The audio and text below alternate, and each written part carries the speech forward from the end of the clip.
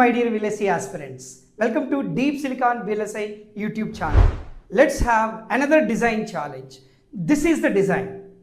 We have one XOR gate, XNOR gate, AND gate. And what is the simplified output expression?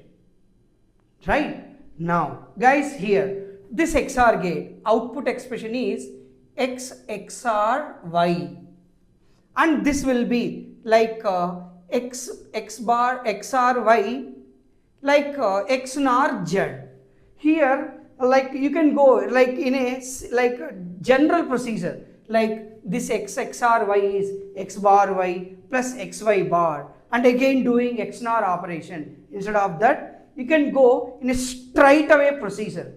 Yes, let's assume this X XOR Y as P. Just let's assume. Now guys, here what is this? P XNOR Z, isn't it? Yes. Now what is F? F is P into P XNOR Z. Now guys, here you just like expand P into P, P XNOR PZ. Again take P as common, therefore 1 XNOR Z.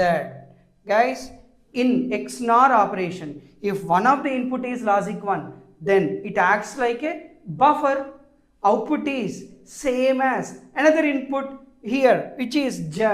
Hence, here I can say it is PZ. But actually guys, what is P? It is X XOR Y. Hence, here we can say this X XOR Y into Z. Okay. Now, if you like consider the XOR operation, then we get X bar Y Z plus XY bar Z. This is the expression for the given Boolean function for the design. Okay guys, I hope you like the video. If you are first time visiting our YouTube channel Deep Silicon VLSI, please subscribe and comment your opinions. Yes, we are listening all the time.